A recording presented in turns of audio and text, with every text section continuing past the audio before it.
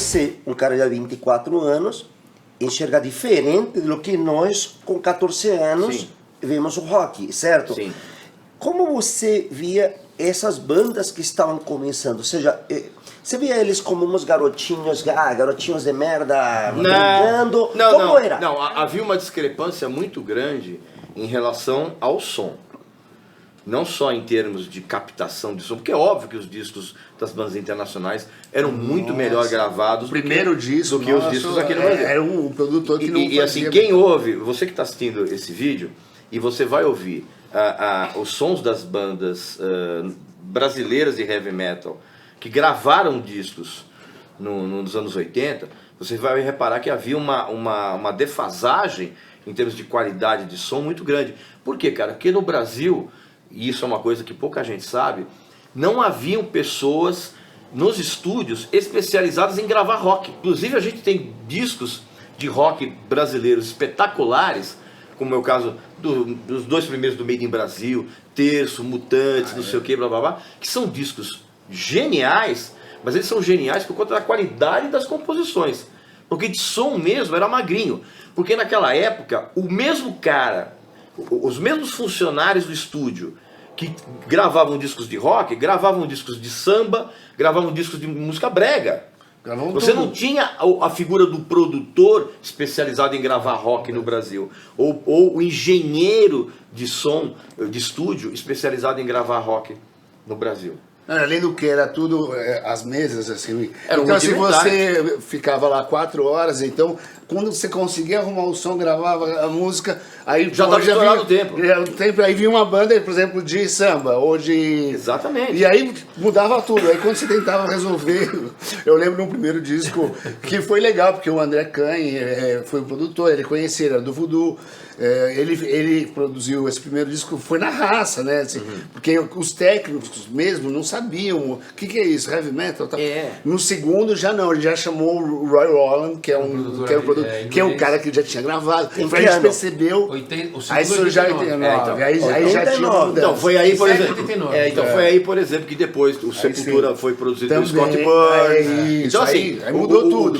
O que ajudou a melhorar a qualidade das gravações de heavy metal aqui no Brasil foi justamente o fato de vir esses profissionais de fora com uma outra cabeça, com outro parâmetro de gravação, de microfonação, de mixagem e principalmente masterização. Nossa, Então por isso que os discos de heavy metal brasileiros dos anos 80, eles têm um som magrinho mesmo. Porque as pessoas não sabiam muito bem como gravar. Sabia. E aí depois foi... Tava gravando na mesa. Exatamente. Foi aí. E mesmo os estúdios, assim, quem usava os estúdios bons eram os grandes artistas. A gente gravava em 16 canais. Poucos. Que né, vendia Porque na época você tinha o estúdio do Transamérica, que era o estúdio de 24 canais, se eu não me engano, que era o 24 canais, imagina, cara, 24 canais lá fora era um negócio quase obsoleto já. E tinha o da BMG também aqui, na época da Veridiana, a gente chegou a gravar. A gente gravou um Teatro Feito lá. Que foi quando a gente chamou esse cara, que ele, cara, a gente entendeu que se a gente quisesse, a gente tinha um primeiro disco que as pessoas falaram bem, né? Assim, foi um disco de estreia com o André cantando, com as músicas ainda meio tosco, assim, no sentido de ser o primeiro disco, com muita influência. Mas o segundo já, a gente falou assim, se a gente quiser, a gente vai precisar. Aí no Teatro Feito a gente tinha um repertório muito bom, as músicas eram muito boas, e a gente falou, um time legal, né? Mas só faltava alguém para resolver. Faltava um produtor. Daí foi quando o Toninho, o Antônio Pirani, que era nosso empresário na época, e a gente decidiu chamar um cara para gravar aqui. A gente trouxe o Roy Roland, que era um cara que tinha trabalhado com o Testament, com o Last Rocket, umas bandas da época. E daí, esse cara passou um mês aqui e a gente revolucionou a vida, né? A gente...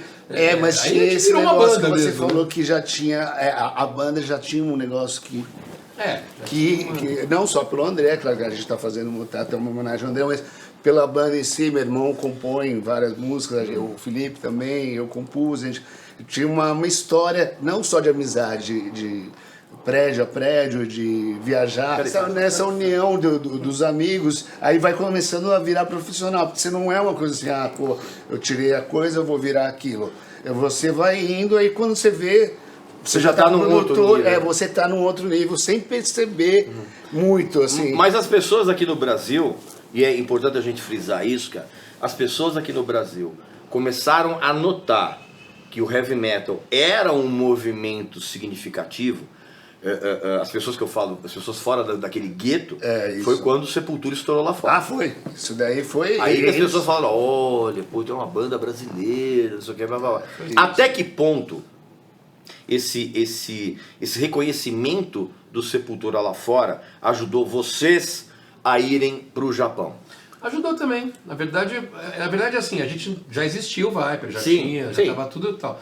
Mas a atenção que o Sepultura gerou na mídia brasileira nos ajudou. Por quê? Porque o brasileiro gosta muito do que faz sucesso fora. Então a estratégia do Sepultura de fazer sucesso... Quer dizer, nem sei se foi uma estratégia deles. Não, na verdade, o Max pegou os discos e foi lá pra Europa. Então, a ideia de ir pra fora e fazer sucesso, a gente também já tinha esse sonho na cabeça, né? Tanto que a gente cantava em inglês desde o primeiro disco, sonhando um dia ir pra fora e tal. Então a ideia de fazer sucesso fora é uma ideia que acho que as bandas compartilhavam, embora algumas com mais senso de realidade do que outras. Sim. Mas o Sepultura ter ido pra fora e mostrar que era possível, e a gente logo na sequência foi...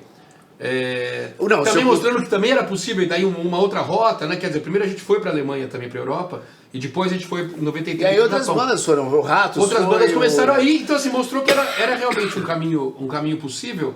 E a mídia brasileira começou a prestar atenção. Opa, não é só o Sepultura, também tem o Viper, também tem... Então a gente começou a ser uma das bandas que era assim... Rock para exportação. Rock para exportação, saía na Veja, na História. Era até uma foto. E foi legal isso, claro. O Sepultura, ele abriu um caminho que já estava, assim... Ele foi lá com o Max, ou o Igor, não sei. O Max. Foi levar fez os o contrato, o LP, e rolou. Na sequência, isso, claro, a mídia aqui olhou para... Existe heavy metal. E é uma puta história. E aí o Viper... É uma puta história. E o Viper foi na sequência. Ir pro exterior e conseguir lançar lá uma banda. E cada um num lugar. A Sepultura foi um... Eu acho que dessa época, por exemplo, é muito engraçado, porque eu acho que o Sepultura era muito mais famoso como nome do que como banda. Tô dizendo, no Brasil, culturalmente. Culturalmente falando. Todo mundo, Sepultura. Às vezes muita gente nesse começo não conhecia o som direito do que Sepultura era.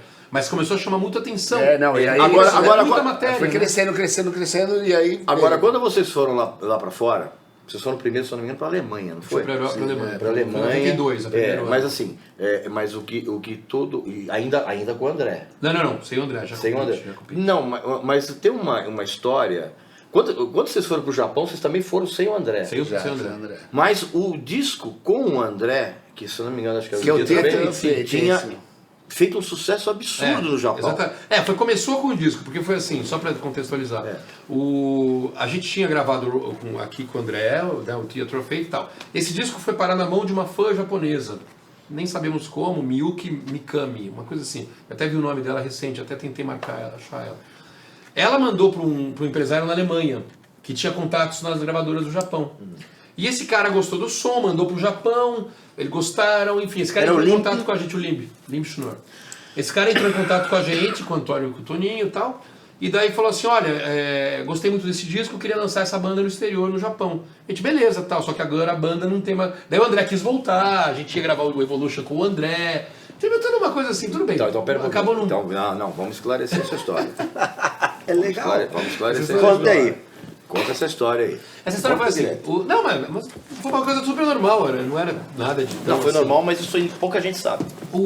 Quando a gente teve o convite para gravar o Evolution na Europa, o André tinha acabado de sair da banda, porque ele queria seguir uma carreira solo. Solo não, ele queria escrever música clássica. Ele tava fazendo Santa Marcelina, ele queria abandonar o rock. Mas daí com esse convite. Não era que ele estava querendo se formar em música clássica, certo? Isso aí. Não, porque já tinha feito uma ele já estava na faculdade. Estava finalizando, queria... A gente, por exemplo, no Theatre of Fate, tem um quarteto de cordas que toca lá, que era a Cubala, o pessoal que estudava com ele. Então ele já estava mais próximo desse mundo. Então ele lançou o Theatre of Fate, fez a turnê e falou assim, gente, eu quero sair, não queria, mas a gente, beleza. Durante a turnê a gente já sabia que ele queria sair, normal. Só que aí quando surgiu o contrato... Quando surgiu o Evolution e a ideia e o convite para gravar no Japão, o André meio que quis voltar, assim, ele foi meio natural, olha... ele foi morar uma época em Porto Alegre, se eu não me engano. Isso foi mas foi antes. Mas assim, não é uma coisa foi natural, assim, tipo, ele gravou, a gente fez a turnê do Theater, um ano e pouco. Ele E aí no final a gente estava vendo que ele estava mais preocupado realmente com o ele queria seguir o jeito dele. Só que daí o seguinte, mas aí saiu. Aí ele quis voltar e vocês chegaram então, agora. Assim, é que não é tão assim polêmico. É mais normal do que parece, mas ok. Daí assim, a gente anunciou, o Pete virou vocalista. A gente anunciou isso, o André saiu, vai seguir a carreira de música clássica, o Pete é o vocalista novo e tal. Daí nessa época, nessas conversas, poxa, e se o André voltar, se o André, né, o Toninho, o André quer voltar e tal. E daí a gente meio que falou assim, não, mas agora, a gente anunciou que o Pete é o vocal, não dá. Daí e ao mesmo tempo, eu acho que o Angra estava sendo, já estava... Estava se montando. Estava se montando. Não, então, foi depois. Foi depois porque o Toninho... o Toninho... É uma coisa que, inclusive, eu falei num outro vídeo. O Toninho era o empresário do Angra. Toninho ele falou, não, vou montar um esquema com o Angra. Isso, exatamente. Com o André. Porque o que, na verdade, eu até falei isso num outro vídeo, e muita gente ficou muito brava comigo, dizendo, como é que você fala que o Angra foi uma banda montada, não sei o que, babá. Foi.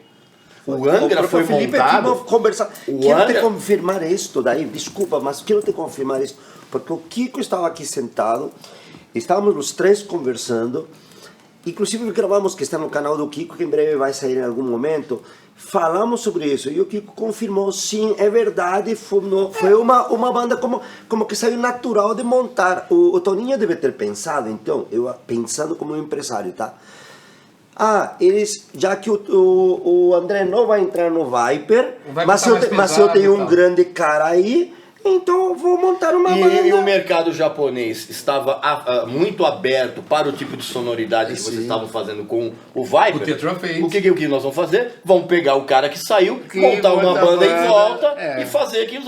Tanto que e deu certo. Não, e deu certo, mas assim, o que vocês têm que entender, quem está assistindo esse vídeo, é o Angra foi uma boy band, só que de metal.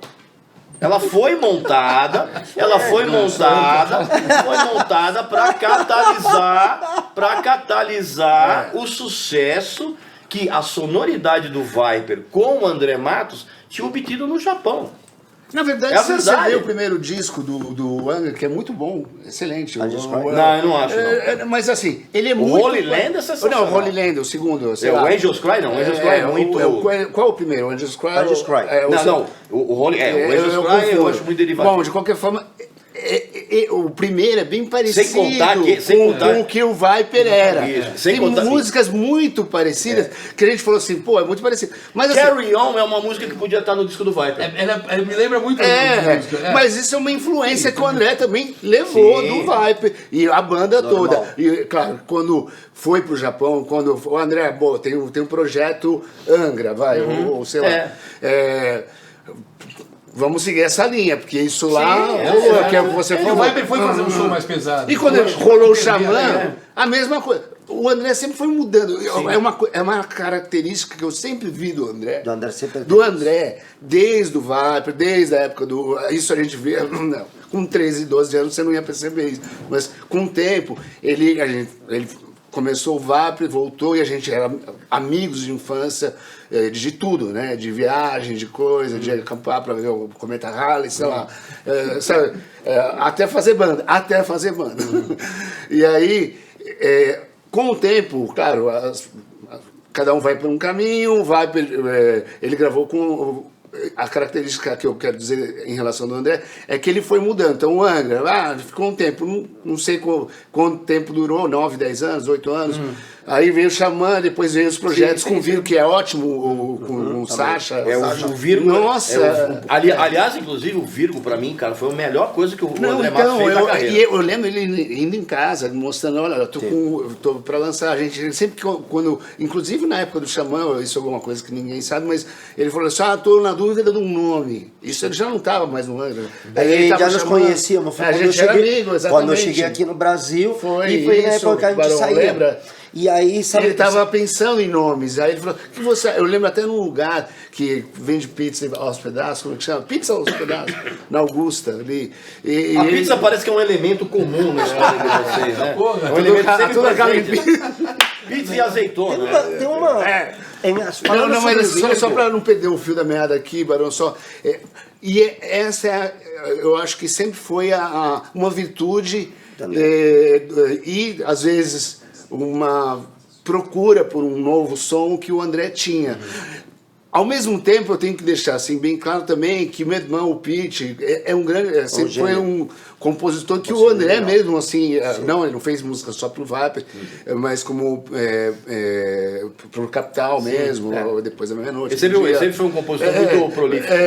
E que também mostrou pro André, porque quando você está no começo ali de um processo, e você, um vem com uma ideia, o Felipe vem com outra, a gente fazia...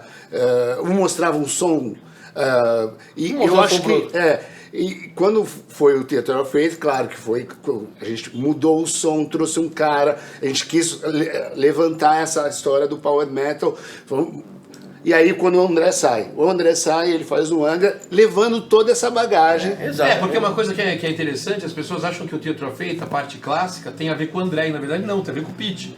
O André ele não compôs nenhuma música no Theatre of Faith. A única música é Moonlight, que é uma...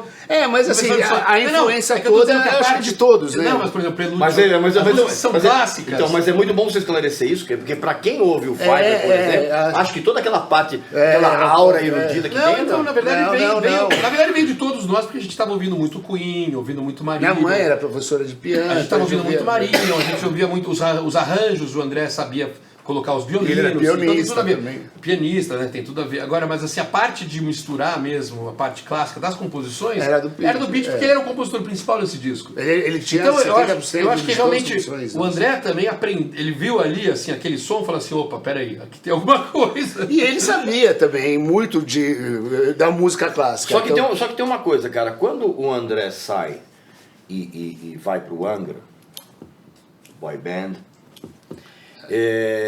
vocês o Pete assume o vocal. Sim. E o som do Viper muda. Porque fica mais pesado, fica mais agressivo. Se você olhar, todos os discos do Viper são muito diferentes entre si. Porque isso também era uma coisa que a gente tinha. Como a gente sempre fez música muito voltada, fez com coração e com muita, sem pensar em business, nunca. A gente sempre fez o que a gente queria fazer na época. A gente nunca pensou, vamos fazer isso que vamos dar melhor. Senão a gente teria mantido, realmente, colocado um vocalista parecido com o André e feito o mesmo som. Então não era uma opção. A gente queria fazer de disco para disco, a gente acabava o disco e falava, puta, não aguento mais, vamos fazer outra coisa. Então assim, do Soldiers pro Theatre teve uma mudança, do Theatre pro Evolution outra, principalmente pelo vocal, do Evolution pro Coma Rage já outra. A gente gravou no disco no Japão em 93 um cover do Tim Maia. Quer dizer, a gente tocava a música do Tim Maia durante a turnê, porque a gente ficava com saudades do Brasil e queria cantar uma música em português. A gente só passava o som, então a gente passava o som com a música do Tim Maia. Isso era 93, era 2 anos antes do Coma Rage. Então a gente tocava Tim Maia na passagem de som, gravamos ao vivo no Japão, Tim Maia. As pessoas olhavam e falavam, como Tim Maia? O Miranda, inclusive. A gente não está pensando no que as pessoas estão pensando. A gente queria fazer o que a gente queria fazer e pronto. A gente nunca teve uma Mas essa obrigação. sequência do André no primeiro, não só do primeiro disco, tem uma demo que chama Killer Sword, que a gente gravou, que é o começo de tudo mesmo. Que é de 86, né? 86. E aí, Soldiers, Theatre e Evolution, eu acho que por mais que o Evolution seja é diferente, é o meu irmão cantando, é um Viper... que segue uma linha com um vocalista no final, o que é o meu irmão. O Coma Rage já acho bem diferente. Agora, o muito legal ver teve um show, a gente fez esse disco. E aí, quando começou a tocar Rebel Manics na rádio, no Brasil... Na MTV, pessoalmente. Na MTV chegou, aí a gente fez o clipe, que é engraçado, né? Porque a gente falou... Todo mundo já entendia que, o Sepultura já estava bombando, que já tinha o cenário do rock brasileiro pesado no mundo. Vocês se deslumbraram? Negativamente falando, quando começaram a ir pra fora. Vocês chegaram e falaram assim, puta, agora a gente vai. Eu acho que... Não, a gente... acha que é deslumbrar. Agora a gente vai, eu acho não, que se a gente acho que no Japão foi uma consagração em vez de deslumbramento. Assim, era o mercado mais... receptivo. A Alemanha também fez 50 e poucos shows, 58. Mas na época o mercado japonês era um mercado desejável. Não, mas acho que E aí, não, a gente tocou em vários países. Aí você se deslumbra, mas depois de 15 dias, porque lá não tem esse negócio aqui, você faz show fim de semana. Então, segunda, terça e quarta, geralmente você não tem show. Lá você sabe muito bem, Barão. Lá não tem essa. Então, depois de 20 dias, se tocando todo dia, assim, aquele deslumbramento, assim, você já tá assim, o que eu acho que é muito você no legal, começo bebe, enche a lata, você é novo. O último eu não quer saber, mas O mundo pode acabar. O deslumbramento cede lugar pro cansaço. Pra realidade. pragmatismo, É pragmatismo, exatamente. O que eu acho que é interessante assim é que a gente foi pro Japão, a gente tinha 22 anos, né? Você imagina assim, amigos de infância, fazendo um show, gravando um disco ao vivo em Tóquio. Pô, 22 anos. Isso daí não era deslumbramento, era simplesmente felicidade. Felicidade total. Era puta que do caralho. Não, e aí de lá, né, a gente voltou pra Alemanha. Alemanha, ficou uns dias na Alemanha. Pô, você nunca férias, imaginar. assim. Eu lembro a gente num prédio, eu, Felipe, o André, meu irmão, a gente trocando ideia de você, pô, imagina um dia a gente. Não, imagina. Isso antes do primeiro disco. Assim. Tudo era um imagina.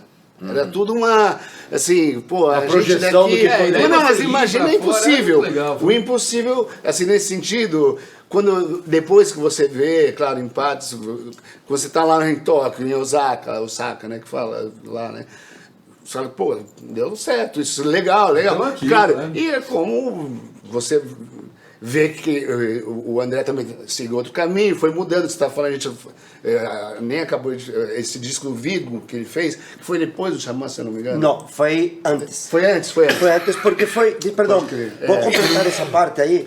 Porque eu não lembro das datas. De aí. fato, o Virgo foi um catalisador para a saída do André dentro do Angra.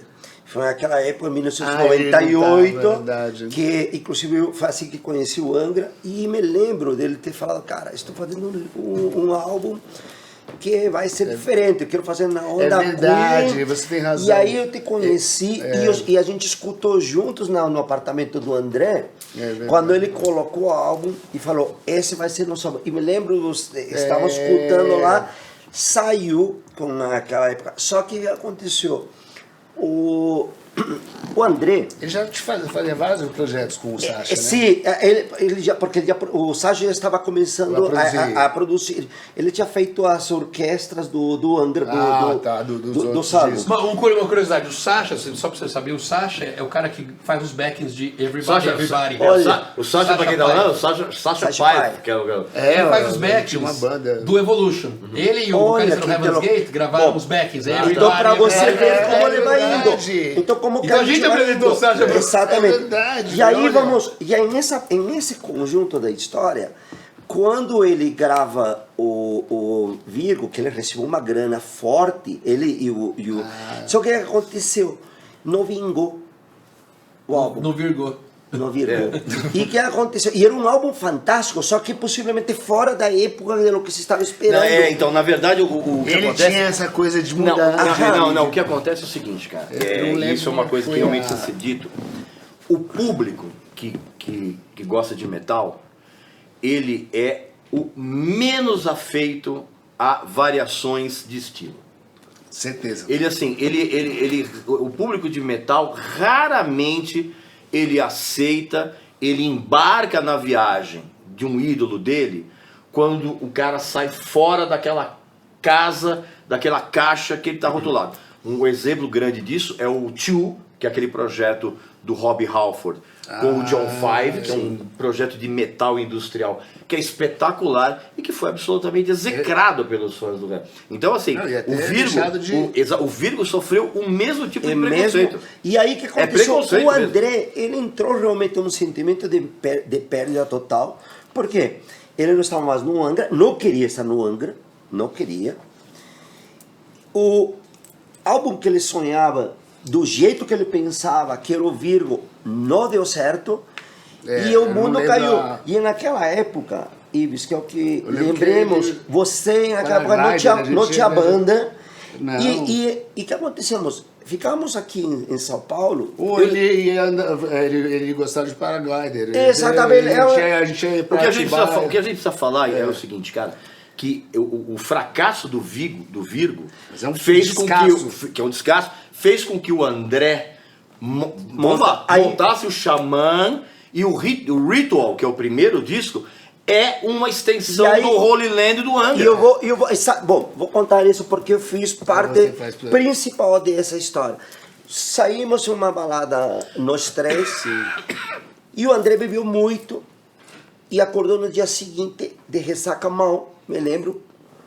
Fui a buscar buscar o André, era tipo meio-dia e não estava o André, e nada do André. E fui lá atrás e escutei o piano. E escutava, eu tocava um pouco de piano e escutava crá, crá, crá. Fui atrás, você lembra que ele tinha o piano lá atrás na lavandaria?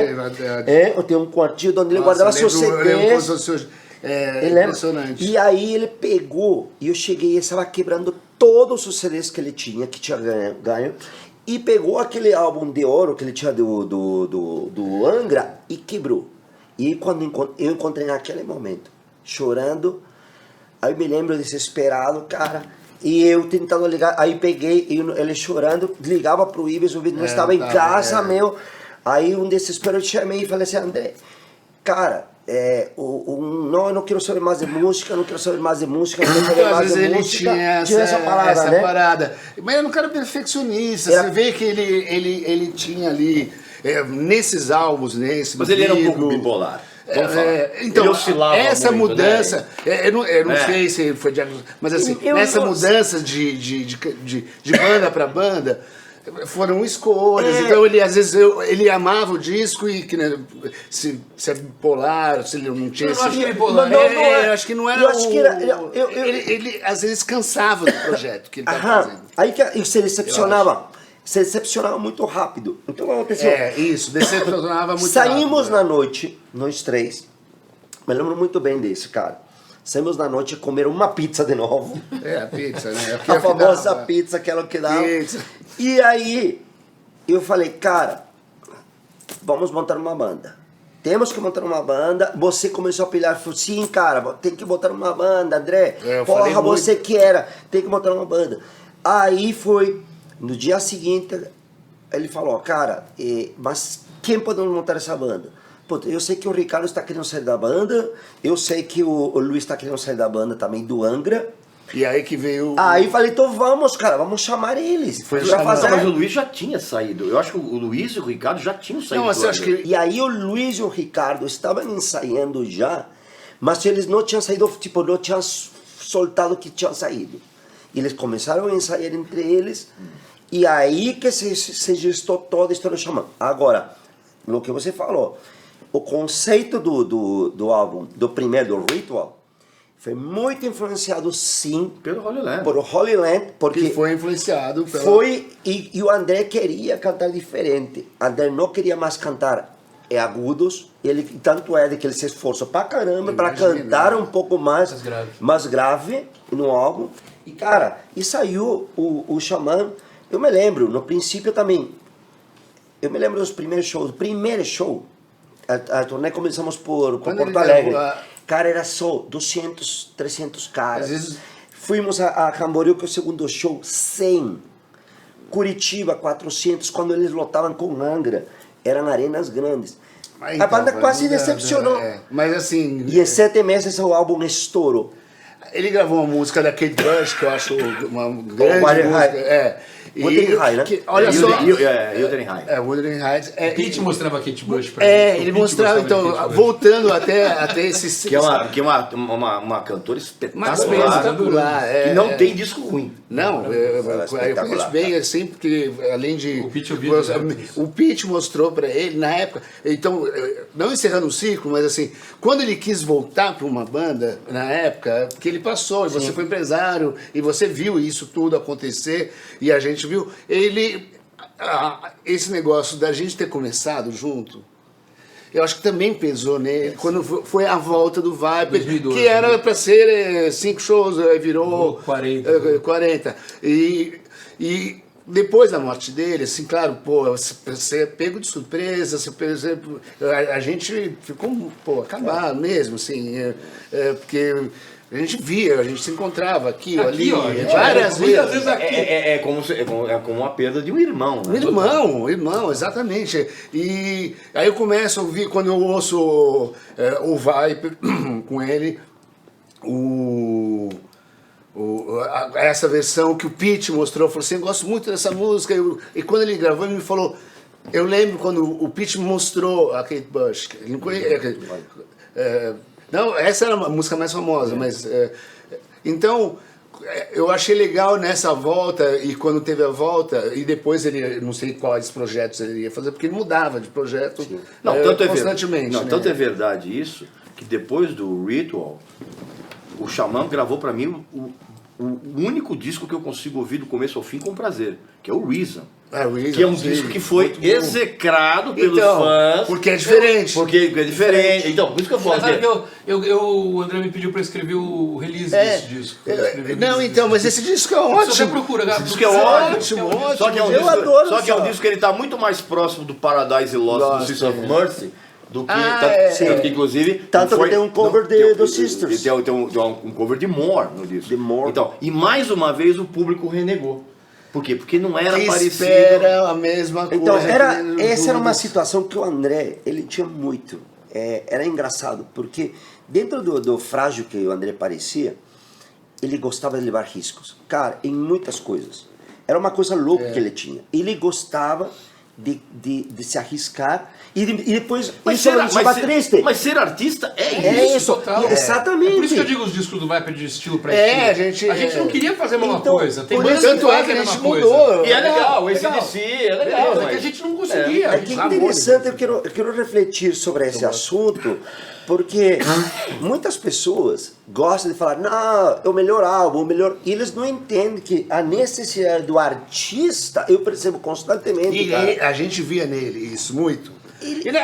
A gente também mudou pra caramba, né? Assim, cada um para um lado. E tanto é essa história que ele voltou com vocês para fazer essa turnê de comemoração. Por uma questão até acho super pessoal mesmo. Pessoal, assim, e eu volto a falar isso, e nós conversamos isso aquele dia com o Kiko, quando estávamos aqui. Quando eu conversei com o André, é hora de você voltar no Angra, você tem que voltar, e o André acertou sim. Temos que conversar, mas tem que estar o Kiko de volta. Por quê? Porque ele sentia essas necessidades, possivelmente ele estava se sentindo que ele não estava bem de saúde, sei lá, e ele pensou, cara... Então essa parte toda eu já não sabia como é que foi. Mas você estava lá. Estava lá, conversei uma semana antes dele morrer, então assim... Aliás, o Paulo afirma categoricamente que se o André não tivesse morrido, o Angra tinha voltado com a formação. E iam fazer. Porque o Kiko tava... O Kiko já tinha falado... O Kiko não estava no... O Megadeth tá sem show, né? Então o que aconteceu? Mas esse era o problema. Então o que acontecia? Nós já tínhamos falado... Meu problema como empresário do Angra era como ia fazer com os que estão, porque o Angra em uma ascensão, que foi difícil, saiu o Kiko, voltar a colocar, e como fazer essa turnê. Foi por isso que o Halloween, para resolver essa questão, botou todo mundo. E aí eu cheguei a comentar isso, este assunto. Só não chamaram o Roland Grapple, porque tem um problema de dinheiro ali. Aí eu cheguei, aí o que aconteceu? Quando eu comentei com o André foi categórico, falou, mas tem que estar o Kiko. Entendi. E bem claro, tem que estar o Kiko. Então assim, cara, eu queria, porque esse programa está ótimo e se não vai se alongar muito, mas eu queria lembrar... Parte 1, parte 2, parte 3... Mas eu queria voltar, agora que já chegamos quase ao final dessas histórias que são mil, eu queria fazer uma lembrança de uma coisa que, pelo que hoje estamos aqui reunidos, pelo que se reuniu muita gente, que logicamente sim foi aquele evento que foi feito no dia 13 do Angra Friends, que foi mas tem uma coisa que me tocou muito e eu queria que você falasse. Uma coisa que me tocou foi ver, bom, em primeiro lugar, que nós três sempre reclamamos de que infelizmente não podemos nos despedir de nosso amigo. Eu te liguei, falamos, porque isso nos quebrou a todos nós. Eu me lembro, você e eu estar falando no telefone chorando, não conseguimos conversar. A gente falava 2 meses antes, a gente sempre se falava, ele voltava, ele estava indo até ver o... Bom, coisas da vida. Ele E não falava, podemos isso na verdade foi assim. Isso aí foi uma ordem da família. Eu comecei eu sinceramente, eu não sei, eu não vou estar aqui julgando os não queremos motivos, julgar, mas que foi um absurdo. Mas para nós foi muito triste. Não foi triste, não. Eu falei com a família. Eu conheço a família do Daniel, super. A mãe. Legal, a mãe. Aí é uma coisa familiar que, sei lá, de qualquer forma... Mas assim, quebrou a gente. Quebrou assim, porque a gente não deu... Claro, a morte, seja acidente, ou seja lá o que for, o que tenha acontecido, não com ele, com qualquer pessoa... O último adeus é o que você espera, você não vai ter, foi o reverso, uma pessoa nova morrendo. Mas em compensação, a última lembrança que vocês vão ter dele é dele vivo. Então, isso que eu acho que também... toda a marca que Agora eu queria trazer para mim aquele momento que eu acho que foi... nós sofrimos bastante com... Não podemos despedir de nosso parceiro, amigo, para vocês, amigo de infância, que são momentos muito importantes. Por exemplo, eu gostaria que se eu morresse, vocês fizeram o possível para poder estar aí. Entendeu? Eu acho que é importante ter esse último adeus com alguém, certo? Aí no caso aí é uma questão familiar. Só para assim, eu sei que é difícil. O adeus talvez tenha sido. Não, o adeus também. Aí que eu tinha show no mesmo mas eu queria lembrar uma coisa que é o que eu queria chegar a esse ponto, porque eu estou falando.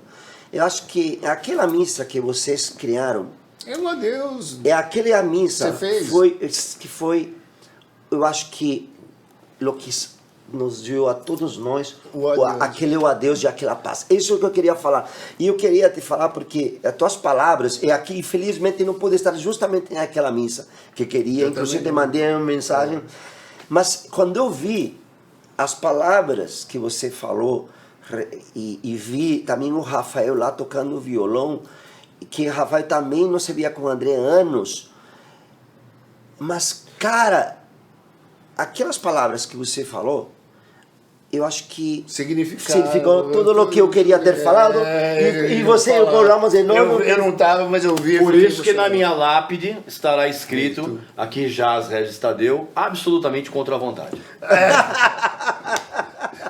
Posso repetir? Absolutamente contra a vontade. Mas que bom, a celebração é essa. Eu acho que relembrar, e claro, ninguém vai trazer de volta. Só para encerrar essa conversa muito legal, senão nós vamos ficar aqui até as 8 da noite. O que vocês têm que saber é o seguinte, cara, que em 2020 o Viper vai sair em turnê, uma turnê comemorativa e também celebratória, vamos dizer assim, em relação ao André, e que de uma certa forma vai fazer com que os fãs da banda também se reencontrem e percebam que a cena heavy metal brasileira, ela não só ela é muito rica ainda, e as pessoas precisam saber disso, mas ela não atinge hoje um grau de popularidade tão grande quanto atingiu na época de vocês. Nossa, então que a volta do Viper seja também um momento para que a própria cena do heavy metal atinja um grau de popularidade um pouquinho maior fora do gueto metálico. E eu queria completar o que você está falando sobre o que eu muitas vezes converso nos programas de que você teve a vontade de convidar em teu programa, que é o seguinte: o respeito por os que fizeram o princípio da história. Eu sempre falo, se você lembrado, quando estamos com os pioneiros, eu tenho um respeito enorme para aqueles caras, no caso de vocês, como amigos, e também respeito por o que vocês fizeram, porque... E por todos os outros, a gente vê que você conhece de longa data, o Regis também conhece, toda aquela cena... A cena de ter criado a cena, senhores, não foi fácil. Isso foi um trabalho árduo. Eu desejo a muitas maior sorte pessoas. para essa volta, embora não esteja junto. Não, eu como faço não tá parte- junto? Você vai ter que tocar um... Não, num show sim, como eu fiz, eu participei, que foi maravilhoso. Mas eu quero que todos entendam aqui que a cena ela não se fez simplesmente como uma obra de mágica e pronto. Foi uma relação que vem de lá atrás, de vocês, de todos vocês que estão aqui, de lá atrás, e que foi puxando. Então, o que acontece? Para as bandas que estão querendo construir, que estão começando uma história, respeitem o passado, se espelhem no passado, para vocês criar também sua própria história. Criem sua própria história, mas sempre respeitando e observando como foi. O Regis em todo o programa sempre fala, gente, vocês têm que ver como se começa, desde o princípio, calando, pegando uma caixa, indo. Eles fizeram, repartiram pizzas para ter apenas o pedal. Então, essa história, eu comecei como produtor, assim, também levando caixas e tentando ser. Se passaram assim 30 anos de E aqui estamos nós. Aqui estamos nós. A gente conhece, sabe que é difícil. Aqui tem um público heavy metal muito grande. O Brasil é um dos maiores. Então, mas assim... Mas é assim, o que acontece quando vai ter show de uma banda nacional, Eu acho que talvez uma definição, a melhor definição que eu encontro nesse exato momento é você olhar para o passado do heavy metal brasileiro e encarar as bandas como se fossem os antigos bandeirantes. Os caras que desbravavam, que montavam as campanhas, que com facão na mão. 4.000 quilômetros a pé. Sabe os Fernão Dias Pais da vida? Então, de uma certa forma, cara, as bandas nacionais da primeira geração, elas foram desbravadoras de um cenário que seria inexistente aqui no Brasil se não fossem por elas. E é um cenário que hoje ele tem todos os defeitos do mundo que você pode imaginar. Não existem casas de shows que abram espaço para heavy metal autoral. Aliás, não existe casa que abre para som autoral nenhum. Mas assim, se não fosse esses caras ralando, passando fome, tendo que distribuir, tendo que entregar pizza, se não fosse para mãe. Exatamente, você que está nos assistindo, você também não teria estímulo para montar banda de heavy metal. E isso vem não só também das bandas, vamos falar também das empresas, como por exemplo aqui a Barato Safins, que começou com aquele álbum, e lá em Belo Horizonte tem o Cogumelo Records. E a Woodstock aqui em São Paulo. E a Woodstock. A Rock Brigade. Todo mundo tem um papel importantíssimo. Tem um papel importantíssimo que aconteceu isso. Inclusive, você levou E as primeiras bandas que estavam lá, que estão, por exemplo, o RPA, o Atômica, que mais? Podem falar várias. Dorsal Atlântica, um monte. O Azul Limão, o Stress, lá do Pará, que foi a primeira banda de heavy metal a gravar um disco. Né? E tinha todas as bandas. Isso. Então, assim, é um caminho duro, árduo, mas se você tiver no pique... Porque também se você não tiver no pique, meu amigo, vai fazer outra coisa. Exatamente. Se você não tiver ânimo, se você achar que tudo está difícil, que vai cair do céuzinho, vai fazer outra coisa na vida. Eu acho muito engraçado que tem fã, e de certeza que vários que estão vendo devem pensar que o artista, quando chega, ele chega tipo em um helicóptero, passou dormindo o dia todo e ele só foi colocado no palco para começar a tocar e 2 horas e o vagabundo vai para casa. Vai dormir. Essa é mais uma razão que eu sempre afirmo que todo fã é um idiota, sem exceção. Bom, gente, obrigado aí pela atenção. A gente termina. Foi muito legal. Obrigadão. A gente termina esse papo exatamente como uma conversa. Com todo mundo. Não esquece de fazer a sua inscrição aqui no canal, que você já sabe muito bem como é. Eu não vou ficar explicando. E se você sentiu falta de... tem que estar bem no momento jabaculê. Fique à vontade, por favor. Eu queria dizer que esse é meu último livro, Palavra de Homem. Está vendo nas melhores livrarias do ramo. Esse é meu disco solo também. Estou aproveitando para falar todos os jabás. E você sabe por que eu permito esse momento jabá aqui? Porque o canal é meu e eu coloco aqui o que eu quiser. Isso aí. Meu amigo e minha amiga, se você gostou desse papo, você tem que saber o seguinte, que muito material acabou não entrando na versão final que você está assistindo agora. Inclusive, tem 2 perguntas exclusivas que eu fiz para eles, com respostas sensacionais, só que elas só estão disponíveis para os sócios do meu grupo secreto no Facebook, que você sabe muito bem que é um grupo muito legal, é um verdadeiro oásis de cultura e troca de informação e alto astral dentro da internet.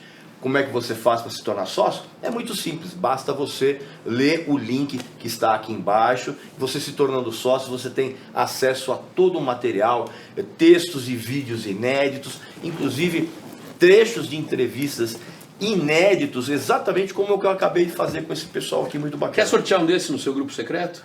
Olha, muito legal. Pronto, Vou sortear então um disco solo do Felipe Machado lá para os nossos integrantes do grupo secreto, caso eles respondam corretamente a uma pergunta que eu vou fazer lá a respeito do Felipe. A primeira resposta correta leva esse disco. Aproveito a todos a convidar sobre o meu livro Rocking All My Dreams, várias dessas histórias que inclusive conversamos Inclusive a aqui. capa você está vendo aqui agora no vídeo, né? Várias dessas histórias estão também no livro, então, bom, estamos aqui. Obrigado por ser parte da minha história, David. Pô, eu que agradeço vocês todos. Valeu, gente. Valeu, Tchau, um abraço tchau. e até o próximo Por Dentro, junto com Paulo Barão aqui, trazendo um monte de histórias de bastidores, histórias que você não vai encontrar em lugar nenhum.